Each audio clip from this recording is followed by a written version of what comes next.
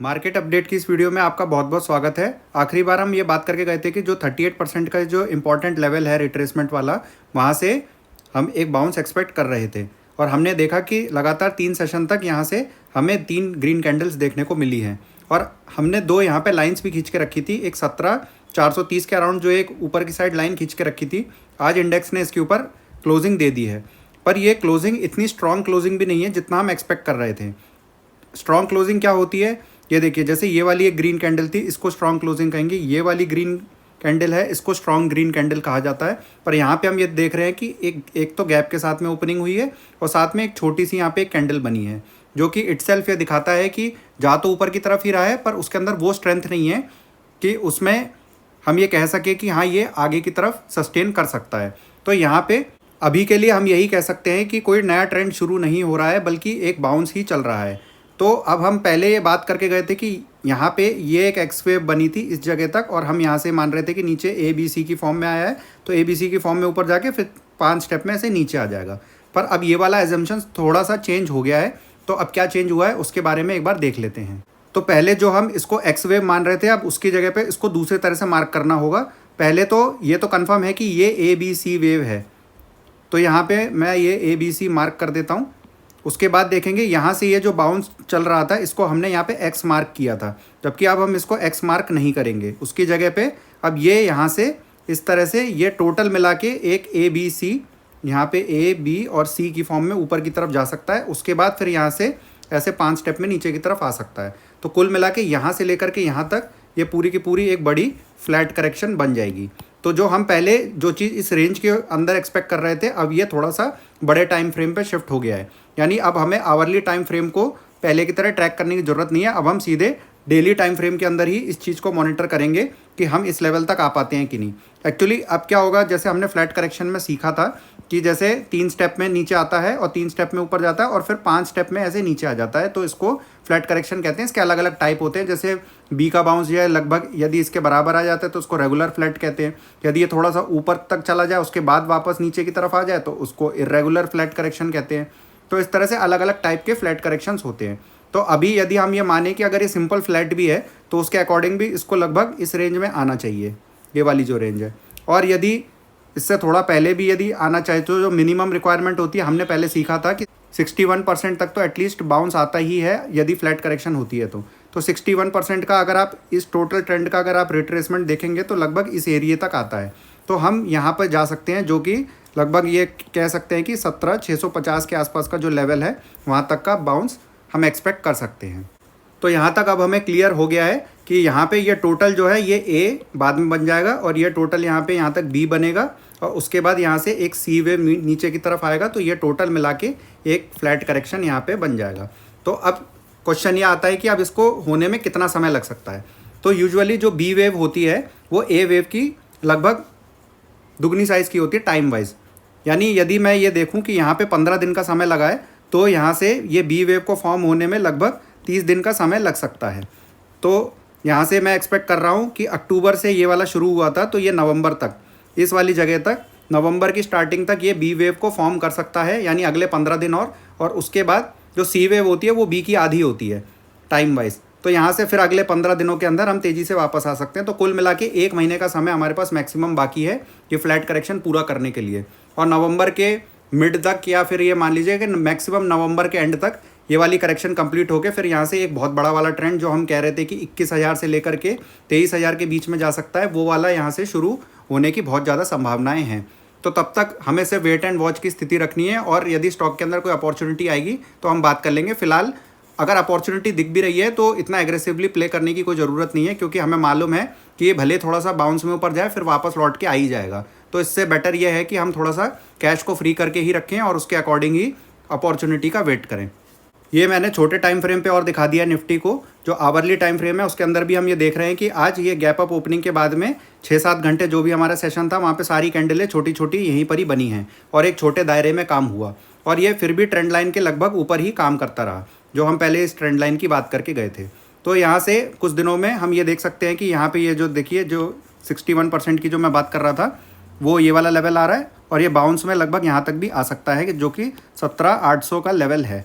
तो आगे आने वाले दिनों में यहाँ तक जाता है तो भी इसमें कोई आश्चर्य वाली बात नहीं होगी। पर हमें बैक ऑफ द माइंड एक चीज़ ये याद रखनी चाहिए कि ये बड़ी एक फ्लैट करेक्शन है, यानी ये जो है वो ए वेव है और ये जो बाउंस है ये टोटल मिला के एक बी वेव है, और फिर यहाँ से फिर एक बार नीचे की तरफ आ सकता है। उसके बारे में हम जैसे जैसे इसमें डेवलपमेंट होती जाएगी बात करते जाएंगे। अब क्योंकि आजकल हम ये देख रहे हैं कि डाउ में भी एक अच्छी मूवमेंट आजकल देखने को मिल रही है और उसकी वजह से ग्लोबल मार्केट्स भी अच्छे काम कर रहे हैं, तो देखते हैं कि क्या उसमें ऐसा कोई रिवर्सल हमको दिखाई दे रहा है। क्योंकि यदि डाउ जोन्स में हमें रिवर्सल दिख गया तो इससे ये भी कंफर्म हो जाएगा कि हम एक बाउंस की तरफ ही बढ़ रहे हैं और हमारे मार्केट्स में भी अच्छा बाउंस देखने को हमको मिल सकता है। तो डाउ जोन्स का ये डेली का चार्ट है, इसके अंदर हम ये देख रहे हैं कि यहाँ पे एक स्ट्रॉन्ग डबल बॉटम जिसको हम बोलते हैं वो यहाँ पे फॉर्म हो चुका है। तो सबसे पहले डबल बॉटम का क्या हम कैसे पहचानते हैं, यहाँ पे एक बॉटम यहाँ पे ऐसे बनता है, उसके बाद फिर यहाँ से एक ये देखिए कितनी स्ट्रॉन्ग ग्रीन कैंडल यहाँ पे बनी है, और उसके बाद ये लगभग इसी एरिया के आसपास आ गया जिसको हम नेक लाइन बोलते हैं। तो जैसे ही ये नेक लाइन क्रॉस होकर ऊपर की तरफ जाता है यहाँ पे कन्फर्मेशन आ जाती है कि ये डबल बॉटम यहाँ पे बन चुका है और ये एक बहुत स्ट्रॉन्ग रिवर्सल पैटर्न होता है। तो यहाँ से जैसे ही हमको एक आध दिन में ये 30,000 के ऊपर ये कैंडल यहाँ पे दिखती है यदि, तो हमें यहाँ पे समझ जाना चाहिए कि अभी इंटरनेशनल मार्केट्स में थोड़ी बहुत तेज़ी हमको देखने को मिलेगी। और ये कहाँ तक जा सकता है, इसके लिए पहला जो रेजिस्टेंस एरिया है वो ये 200 डेज़ का जो SMA है, 200 डेज़ का SMA, यहाँ तक तो एटलीस्ट ये जाएगा ही। तो यहाँ से हम ये देख सकते हैं कि अगले 1-1.5 महीने के अंदर ये यहाँ से जो 33,000 के लगभग का लेवल है ये यहाँ तक आ सकता है। तो यदि ऐसा आते हुए दिखे तो हम ये एक्सपेक्ट कर सकते हैं कि वही जो हमने समय अपने इंडियन मार्केट्स में भी देखा था कि मार्केट हमारी थोड़ी ऊपर तक जा सकती है, तो वही हमें इसी टाइम में होता हुआ दिख सकता है। अब एक स्टॉक की बात कर लेते हैं, इसका नाम है एपकोटेक्स इंडस्ट्रीज़। ये थोड़ा प्लास्टिक से रिलेटेड चीज़ों पर काम करते हैं और इसका चार्ट काफ़ी अच्छा बना हुआ है, लॉन्ग टर्म का चार्ट भी। पर फिलहाल हम डेली के चार्ट की बात करते हैं। इस जगह पर जब प्राइस हुआ करता था तब हमने अपने प्रीमियम ग्रुप में इसका डिस्कशन किया था, ये मई की आसपास की बात है, और यहाँ से एक ये ट्रायंगल टाइप का सा फॉर्मेशन हो रहा था और यहाँ से जब ब्रेकआउट आया था तो हमने यहाँ पे एंट्री ली थी और उसके बाद ये स्टॉक तेज़ी से लगभग आप ये कह सकते हैं कि 50% ऊपर आ गया। और जब यहाँ पर आया तो यहाँ पे इसने सारी वेव्स कंप्लीट कर दी हैं, देखिए 1 2 3 4 और ये 5, उसके बाद फिर यहाँ से ये करेक्शन ही करता जा रहा है। तो ये वाली जो रेंज है अभी ये इसमें है, जब भी ये इस रेंज के बाहर की तरफ निकलने की कोशिश करेगा तो यहाँ से ये एक रिवाइज्ड टारगेट्स हैं जो 850 तक के लेवल के हो सकते हैं, तो वहाँ तक का आ सकता है।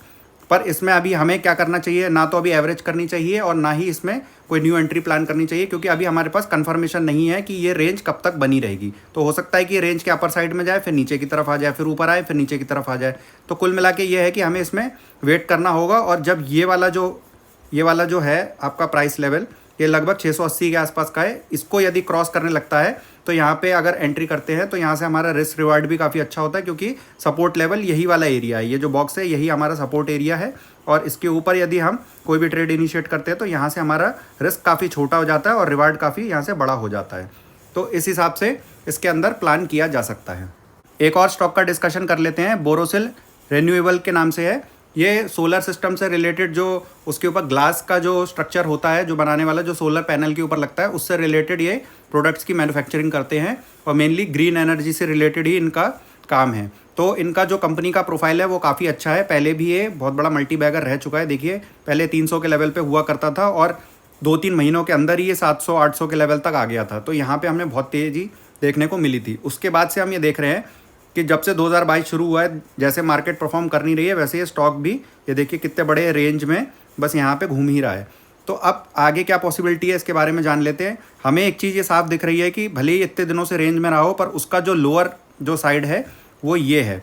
तो जो लोअर सपोर्ट वाला एरिया है वो लगभग आपका मैं देखूँ तो 555 के आसपास ये वाला एरिया आ रहा है और प्राइस भी अभी लगभग वहीं के आसपास ही चलता हुआ हमें दिख रहा है। और यहाँ पे 200 डेज़ की SMA जो कि एक बहुत स्ट्रॉन्ग रेजिस्टेंस की तरह एक्ट करती है, और जब ये क्रॉस हो जाता है तो यहाँ से हम ब्रेकआउट कंसीडर करते हैं, इसलिए यहाँ पे ये लाइन लगी हुई है ब्रेकआउट लाइन वाली। तो प्राइस अगर कुछ दिनों में यहाँ से होता हुआ इसको अगर तेज़ बड़ी कैंडल के साथ में यहाँ पे यदि ये काट देता है तो हम यहाँ से ब्रेकआउट कंफर्म मान लेंगे और फिर यहाँ से प्राइस ऊपर की जर्नी स्टार्ट कर सकता है। तो अभी इसमें भी वेट एंड वॉच की स्थिति रखनी है, पर ऐसा नहीं है कि चार्ट में कुछ खराब हो गया है, क्योंकि चार्ट में यदि कुछ खराब होगा तो स्टॉक प्राइस यहाँ से नीचे की तरफ आएगा, फिर यहाँ पे एक रेजिस्टेंस फॉर्म करेगा, उसके बाद फिर और नीचे की तरफ आने लगेगा। तो इस पॉइंट पे कहीं हमें कंफर्म होगा कि इस स्टॉक का चार्ट जो है ख़राब हो गया है, पर अभी तो ऐसा कुछ भी नहीं हुआ है। अभी तो ये सिर्फ अपने सपोर्ट के पास है और ये बहुत लॉन्ग टर्म का 1 साल से बना हुआ सपोर्ट है जो कि इतनी आसानी से ब्रेक नहीं होगा, और आशा यही है कि ये यहाँ से ऊपर की तरफ ही प्रोसीड कर देगा। तो ये एक स्टॉक आप जिस पे नज़र बना के रख सकते हैं। तो आपको जैसा कि मालूम है कि हमारा किसी भी स्टॉक पे किसी भी तरह का कोई भी रिकमेंडेशन नहीं होता, हम कोई भी टिप प्रोवाइड नहीं करते हैं। अगर आपको किसी भी स्टॉक में इन्वेस्टमेंट करनी है तो उसके लिए आपको अपने फाइनेंशियल एडवाइज़र से ज़रूर कंसल्ट करना चाहिए। और यहाँ पे बताए गए जो भी आइडियाज़ है उसको ब्लाइंडली फॉलो बिल्कुल नहीं करना चाहिए। आप स्वयं रिसर्च करें और सीखें, उसके बाद ही इन्वेस्टमेंट करें। तो यदि आपको हमारे एफर्ट्स पसंद आ रहे हैं तो इस वीडियो को लाइक कर दीजिए और हमारे चैनल को सब्सक्राइब कर दीजिए। और अगर आपने अभी तक हमारे फ्री टेलीग्राम चैनल को ज्वाइन नहीं किया है तो उसको ज्वाइन कर लीजिए, उसका लिंक डिस्क्रिप्शन बॉक्स में है।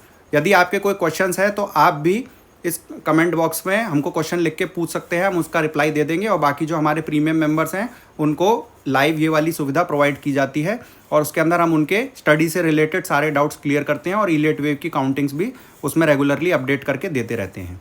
Thank you.